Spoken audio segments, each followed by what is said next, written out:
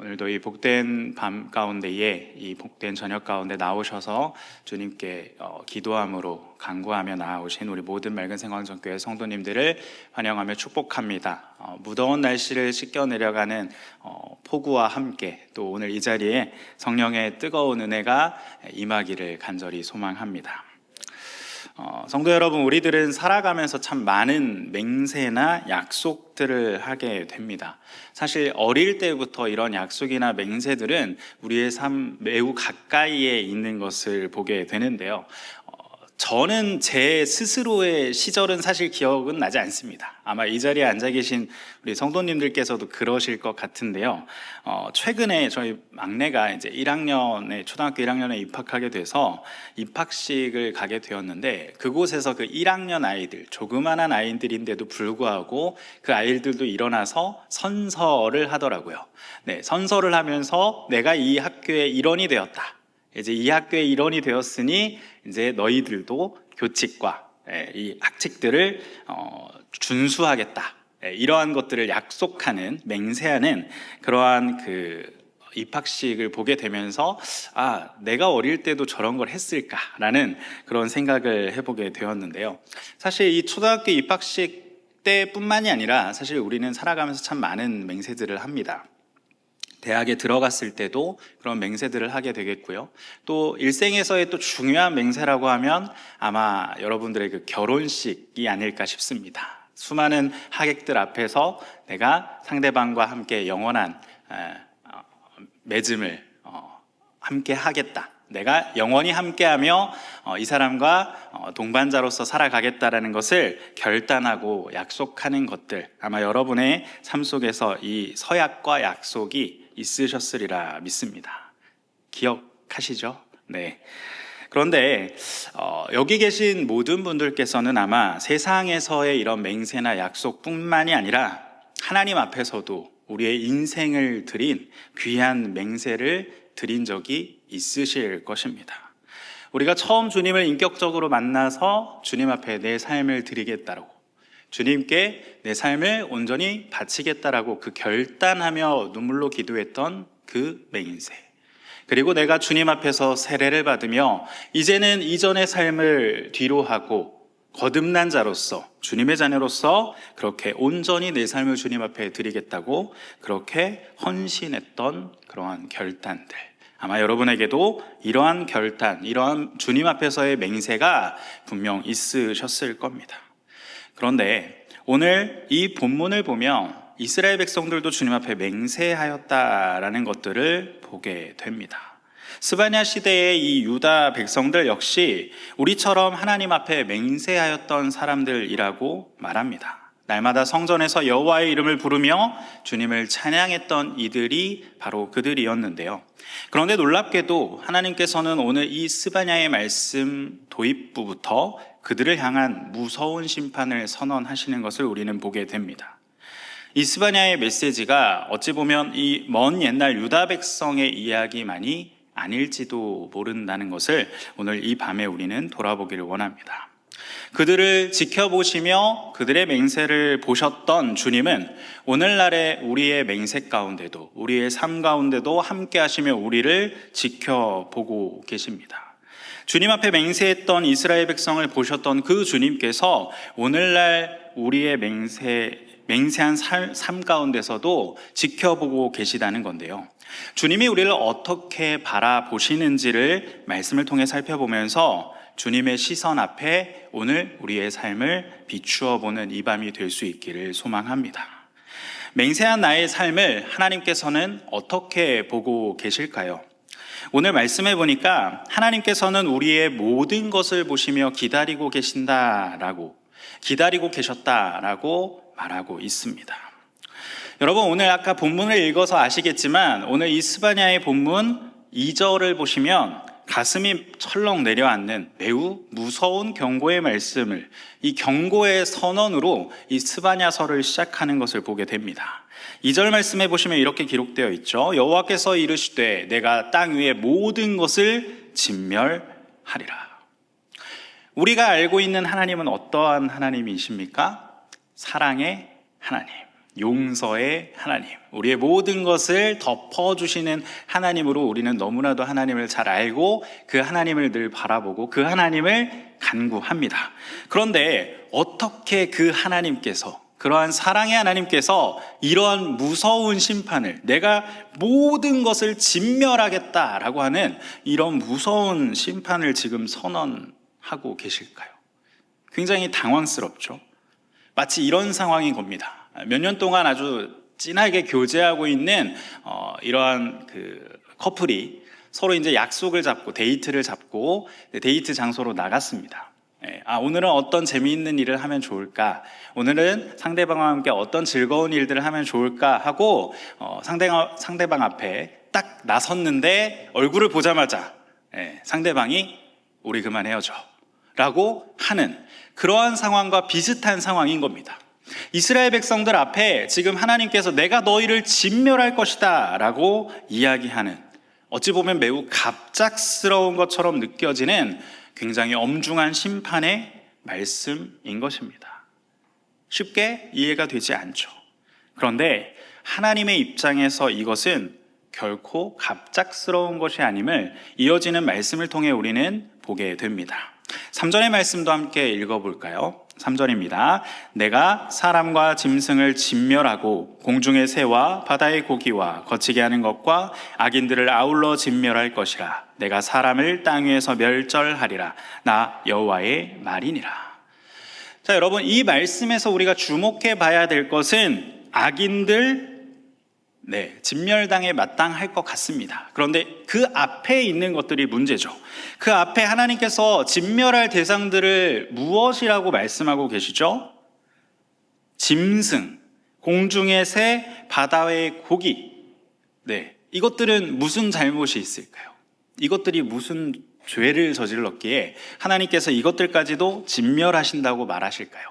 이것은 단순히 그것들을 진멸하시겠다라는 의미가 아니라 하나님께서는 그 모든 것들을 다 보고 계시고 지켜보신다는 것을 이야기하고 있는 것입니다. 하나님의 시야에서 그 어떠한 것도 벗어날 수 없다.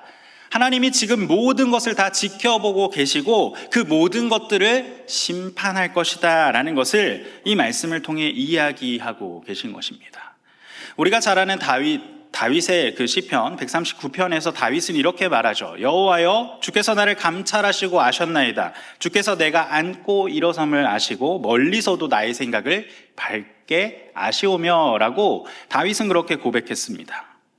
우리를 감찰하시는, 지금 이렇게 모든 것을 다 지켜보시는 하나님의 시선이 얼마나 철저하냐면요, 오늘 같은 장인 이 스바냐 1장 12절의 말씀을 보시면 이렇게 기록되어 있어요. 내가 예루살렘에서 등불로 두루 찾아 벌하리라 라고 되어 있는데요, 여기서 이 두루 찾다 라고 쓰인 이 히브리어 원어는요, 능동형입니다. 즉 스스로 막 찾고 다니는 겁니다. 어두운 구석구석을 샅샅이 살피고 뒤지는, 철저하게 탐색하는 모습을 뜻하는 단어가 바로 이 두루 찾다라는 단어입니다. 즉 하나님께서 등불을 켜시고 구석구석 보이지 않는 곳 없이 그 모든 것들을 보시겠다고 하는 주님의 그 불꽃 같은 시선을 의미하고 있는 단어입니다. 여러분, 우리가 굉장히 중요한 거 잃어버리면 막 구석구석 뒤지며 찾잖아요. 그런 의미를 가진 단어라는 것이죠. 주님께서 우리를 바라보시는 것이 바로 이와 같다라는 것입니다. 분명 주님께서는 우리가 주님 앞에 삶을 맹세하는, 주님을 위한 삶을 맹세하는 그 맹세의 현장, 맹세의 순간조차도 보셨지만 그 맹세 이후에 나의 삶이 어떻게 이루어지고 있는지도 주님께서는 단 한 장면도 놓치지 않고 낱낱이 살펴보고 계신 분이라는 것을 오늘 이 말씀을 통해 우리는 확인하게 됩니다. 기독교의 교리를 보면요, 하나님에 대해서, 그 하나님의 속성에 대해서 이야기를 하는데요, 하나님이 어떠한 분이신가를 말하는 겁니다. 그런데 그 하나님이 어떠한 분이신지에 대해서 우리와 같지 않은, 즉 우리가 가지고 있지 않고 하나님만이 가지신 속성을 우리가 보통 비공유적 속성이라고 부르는데요, 그 비공유적 속성의 영원성과 전지성 그리고 편재성이 있습니다. 영원성은 무슨 뜻입니까? 하나님은 시간과 공간의 제약을 받지 않으시는 영원한 존재라는 것이죠. 하나님에게 과거, 현재, 미래는 중요하지 않습니다. 하나님은 어제도 계시고 오늘도 계시며 앞으로도 계시는 그러한 하나님이신 것을 성경은 이 영원성이라고 부르고 있습니다. 그리고 하나님의 전지성, 하나님은 모든 것을 다 아신다라고 성경은 이야기합니다. 하나님이 모르시는 것은 전혀 없다라는 것이죠. 그리고 편재성, 우리의 몸은 오늘 이곳에 있으면 다른 곳에 있을 수 없지만 하나님께서는 이곳에도 계시고 저곳에도 계시고 온 땅에 충만하게 계신다라는 것을 말하는 것이 바로 이 편재성입니다. 자, 그렇다면 이 전지성 그리고 영원성, 편재성을 가지신 하나님이시라면 우리의 일거수일투족을, 즉 우리의 모든 순간을 다 알고 계시다는 것입니다. 주님이 안 계신 곳 없이 우리의 모든 삶의 현장 가운데 주님께서는 제약 없이 우리의 모든 삶의 가운데 계신다는 것이죠. 우리가 믿는 하나님, 우리가 따르겠다라고 맹세한 하나님이 바로 그러한 하나님이시기에 우리는 모든 삶을 주님께 드린 것이고 주님께서는 그 우리의 모든 삶을 지금 지켜보고 계시다는 것입니다.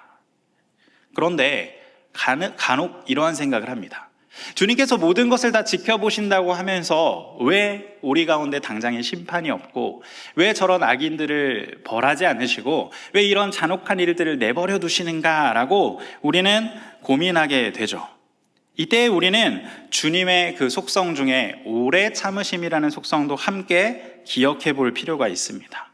베드로후서 3장 9절에 보면 이 말씀이 있죠. 주의 약속은 어떤 이들이 더디다고 생각하는 것 같이 더딘 것이 아니라 오직 주께서는 너희를 대하여 오래 참으사 아무도 멸망하지 아니하고 다 회개하기에 이르기를 원하시느니라. 아멘. 하나님께서는 모든 것을 보고 모든 것을 아십니다. 그러나 오래 참으시는 하나님이셔서 그 모든 것을 지켜보고 계시다는 것이죠. 사실 이 이스라엘 백성에게 지금 임한 이 무서운 심판은 그래서 갑작스러운 게 아니라는 것이죠. 이미 하나님께서는 오래 참아 오셨습니다. 그렇다면 이 주님의 시선 앞에 주님께서 그렇게 낱낱이 찾으시는 등불 앞에 드러난 것 같은 이 유다의 백성 삶이 어떠하였기에, 주님이 어떠한 것들을 보셨기에 지금 주님이 이렇게 무서운 심판을 선언하고 계실까? 두 번째로 주님께서 보고 계신 그 삶은 이중 생활이었다라고 오늘 성경은 기록하고 있습니다. 주님께서 이제까지 오래 참으셨지만 그들이 보여왔던 모습이 이중 생활이었음을 오늘 성경은 우리에게 적나라하게 고발하고 있다는 것이죠. 사실 이스라엘 백성은 하나님께서 애굽에서 건져내었던 말 그대로 주님과 언약으로 맹세한 하나님의 자녀, 그리고 우리가 표현하는 선민이었습니다. 그리고 주님께서는 그들에게 친히 법을 주셔서 제2계명에 나 외에 다른 신을 두지 말라라고 명령하셨습니다. 그런데 그들은 지금 그러지 못했다라는 것이죠. 먼저 우리 4절에서 5절까지의 말씀을 함께 읽어보도록 하겠습니다. 4절에서 5절까지의 말씀입니다. 내가 유다와 예루살렘의 모든 주민들 위에 손을 펴서 남아있는 바알을 그곳에서 멸절하며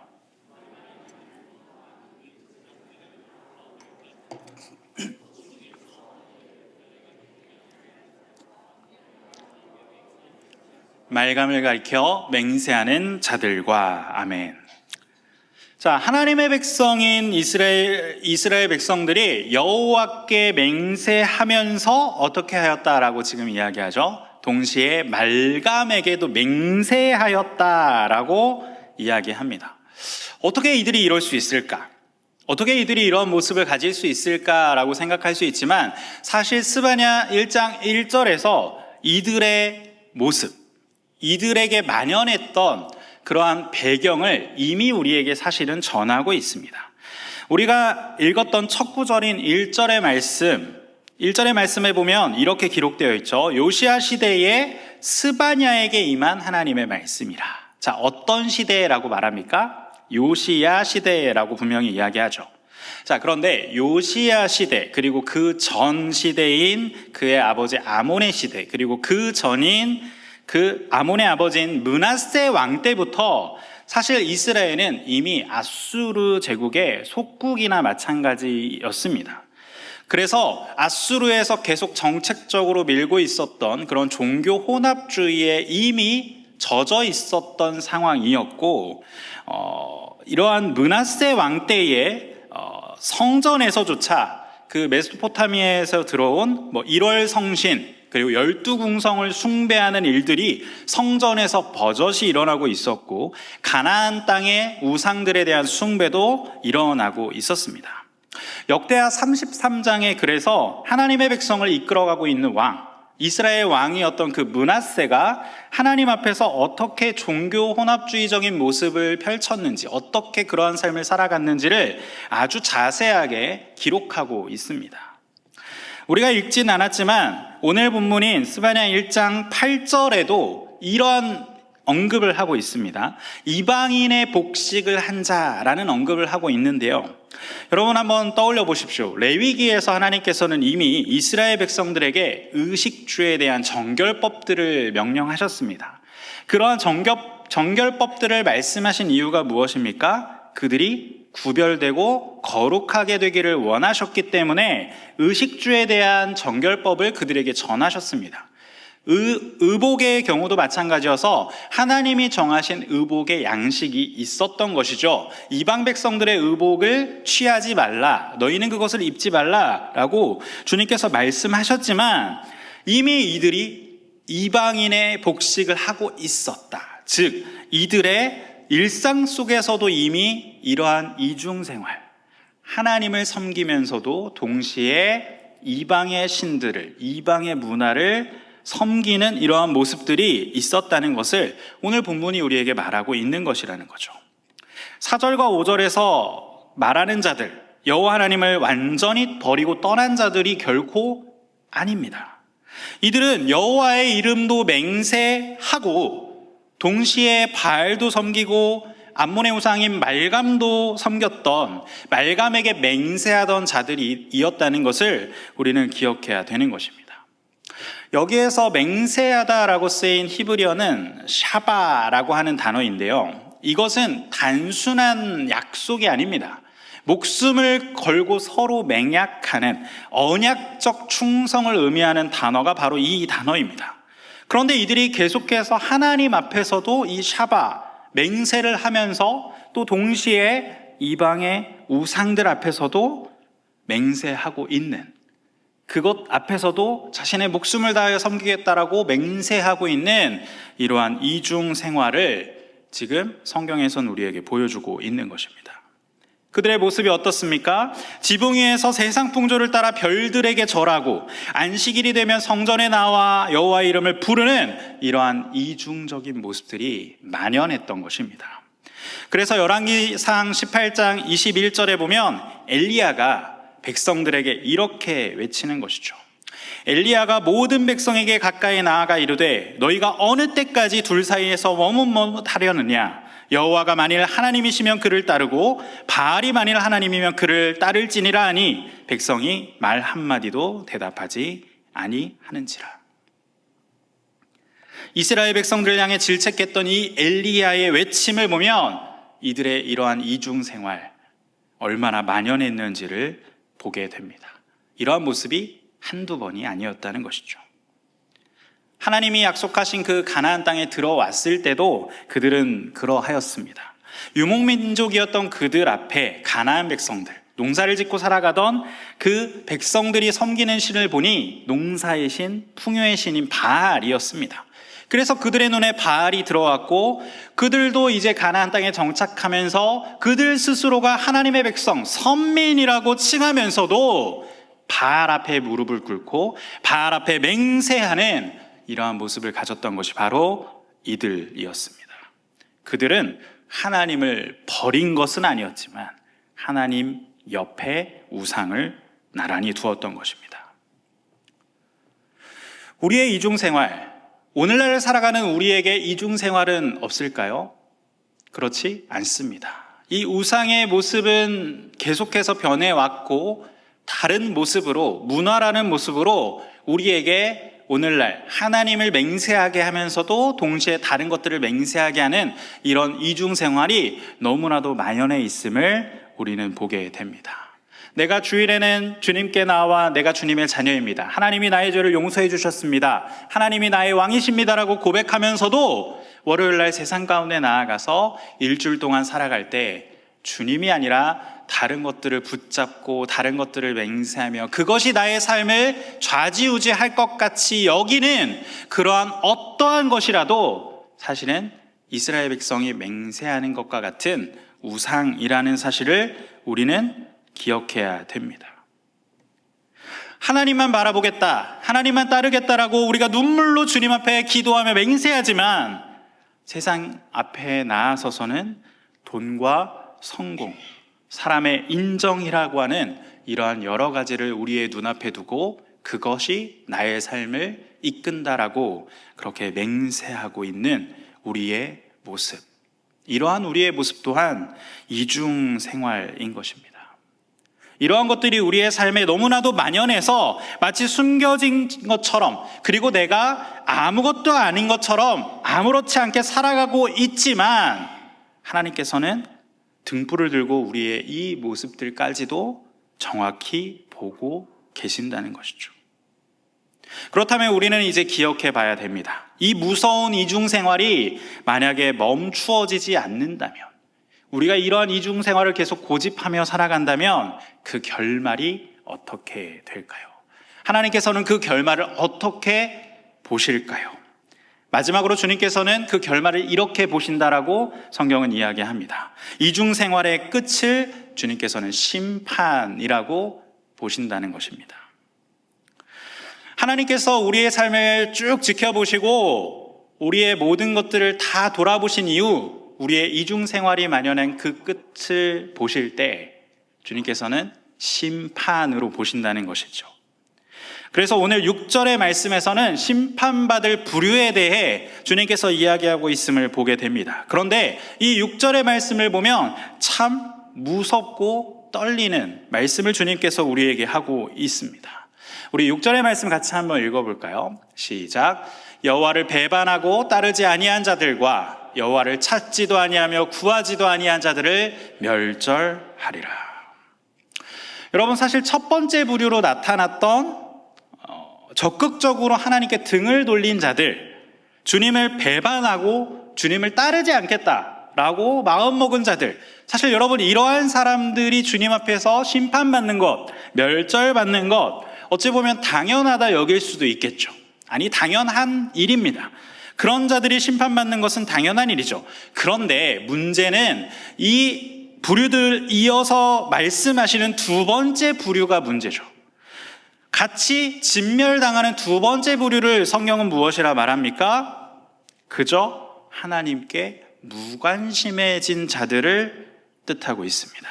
주님을 찾지도 구하지도 않게 된, 그러나 자신이 하나님의 자녀라고 말하는 자들, 하나님을 적극적으로 배반하고 주님을 따르지 않는 것은 아니지만 주님께서는 그러한 자들도, 주님을 찾지도 구하지도 않는 자들도 어디에 두신다는 거죠? 같은 심판대 앞에 두신다는 말씀을 지금 우리에게 하고 있는 것입니다. 이 말씀의 진정한 무게를 알려면 이 6절의 하반절에 등장하는 이 동사들을 우리가 주목해 봐야 되는데요. 찾지도와 구하지도라는 이 두 동사들입니다. 보통 찾다라고 번역된 이 바카쉬라고 하는 이 단어는요, 잃어버린 생명들이나 아니면 귀중품을 애타게 찾는 모습을 의미하는 단어입니다. 그러니까 우리가 주님을 찾을 때 정말 애타게, 정말 주님이 아니면 안 되는 것처럼 그렇게 애타게 찾는 모습들을 이야기하는 거고요. 두 번째, 구하다로 번역된 이 다라쉬라고 하는 이 단어는요, 단순히 무엇인가를 달라고 하는 그러한 의미가 아니라 정말 달아 없어질 정도로 그 길을 밟으면서 왔다 갔다 하면서 갈망하는 태도를 의미합니다. 여러분, 자녀들이 어렸을 때를 한번 기억해 보십시오. 자녀들이 보통 부모들에게 무엇인가를 원할 때, 요구할 때 이렇게 쪼르르 안방으로 들어와서 뭐라고 얘기하죠? 나 이거 좀 해주세요. 나 이거 좀 가졌으면 좋겠어요. 라고 이야기하죠. 그런데 부모님이 이야기합니다. 안 돼! 하면 어떻게 하죠? 포기하고 그냥 자기 방으로 들어가서 하루를 다 보내나요? 아니죠. 잠시 갔다가 다시 쪼르르 와요. 네, 그래서 해주면 안 돼? 하고 또 다시 갔다가 또 쪼르르 들어와요. 다시 갔다 쪼르르 들어와요. 그 아이의 갈망이 크면 클수록, 그것을 향한 마음이 크면 클수록 정말 그 안방 문지방이 닳도록 왔다 갔다 하며 그것을 계속 이야기하겠죠. 그것이 바로 이 구하다라고 쓰여진 이 다라시라고 하는 이 단어의 뜻입니다. 그렇다면 여러분, 이 두 단어를 합쳐보면 무엇이죠? 찾고 구하는 것. 이 찾고 구하는 것이 하나님의 백성들에게 마땅히 있어야 하고, 주님을 내 모든 것으로 맹세한 자들에게 있어야 하는데 지금 이들에게는 이것이 없었다라고 주님은 그들의 철저한 무감각을 고발하고 있는 것입니다. 여러분, 한 가지 우리가 꼭 기억해야 되는 것은 이중생활에 대한 그 주님의 심판은 결코 우리의 특별한 극적인 배신이나 우리의 특별한 타락으로 오는 게 결코 아니라는 것입니다. 우리의 무감각해진 마음, 정말 주님을 애타게 찾지도, 주님을 바라지도 않고 주님께 간절히 매달리지도 않는 그런 뜨뜻미지근한 그런 모습 가운데 주님의 이 무서운 심판이 임할 수도 있다라는 것을 우리는 바라보아야 한다는 것이죠. 여러분, 그들의 마음, 이스라엘 백성들의 마음이 어땠는지 오늘 본문 1장 12절에 이렇게 기록하고 있습니다. 그들이 어떤 마음을 품고 있었냐면요, 그들이 어떤 마음을 가지고 있었냐면요, 여호와께서는 복도 내리시지 아니하며 화도 내리시지 아니하시리라. 이들의 마음이 이랬습니다. 이스라엘 백성들의 이중생활하고 있었던 이스라엘 백성들의 마음이 이랬어요. 이중생활을 하며 주님께로부터 멀어졌지만, 하나님의 말씀을 지키지 않고 있지만 당장 심판이 내게 임하지 않으니 점점 무뎌지는 것입니다. 그러면서 하나님을 향한 기대도 점점 떨어지고, 내가 주님 앞에 간구했던 그 응답, 더디게 오는 응답보다는 당장의 삶에서 얻게 되는, 당장 세상에서 나에게 주는 것들에 만족하며 그것들에 내 마음을 쏟고 내가 그것에 맹세하며 살아가는 그러한 모습을 주님께서는 우리에게 고발하고 있다는 것입니다. 당장의 삶에서 얻게 되는 세상의 것들에 만족하게 되며 그러한 삶이 반복될수록 주님을 찾지도, 주님을 구하지도 않게 되면서 우리의 이중생활의 끝은 결국엔 심판으로 갈 수밖에 없다라는 것입니다. 어느 날 문득 우리의 신앙의 삶을 돌아보았을 때 내 삶에서 하나님을 향한 애타는 마음과 갈망이 완전히 사라져 있다면 주님은 그 상태를 주님을 배반하고 주님을 따르지 않는 자들과 동일한 심판의 대상으로 보신다는 이 냉혹한 사실을 우리는 오늘 말씀을 통해 기억해야 할 것입니다. 하나님 앞에서 뜨거운 맹세로 나아갔던 사람이 심판의 대상이 되는 데는 큰 죄가 필요한 것이 결코 아닙니다. 그저 오늘 하루, 이틀, 내일 그렇게 하루하루 이렇게 두 마음을 품은 채 하나님을 애타게 찾지도 구하지도 않는 삶을 살아가게 되면 그것으로 우리는 주님의 심판의 대상이 된다라는 것입니다. 오늘 이 말씀은 더욱 세상과 그 혼합주의적인 신앙으로 살기 쉬운 우리에게 매우 엄중한 경고를 던지고 있음을 우리는 잊지 말아야 합니다. 사랑하는 맑은 생광천교회 성도 여러분, 오늘 본문에 나타난 이 유다의 백성들의 모습과 나의 모습은 무엇이 다르다고 생각하십니까? 오늘 이 시간 우리가 세 가지 질문 앞에 내 자신의 모습을 정직하게 돌아보기를 원합니다. 나는 지금도 하나님께 드렸던 그 맹세를 기억하고 있는가? 그리고 내 삶에서 하나님과 나란히 서서 그 맹세를 받고 있는 것들이 혹 내 삶 가운데 지금 존재하고 있지는 않는가? 그것이 무엇인가? 그리고 마지막으로 나는 지금 하나님을 애타게 찾고 갈망하며 구하고 있는가? 이 질문 앞에 우리는 오늘 간절히 기도하며 우리의 신앙의 모습을 다시 한번 되돌아보아야 할 것입니다. 그런데 여러분, 주님께서 우리에게 이 엄혹한 심판의 말씀을 하고 계신데 이것은 심판의 엄중함만 있는 것은 결코 아닙니다.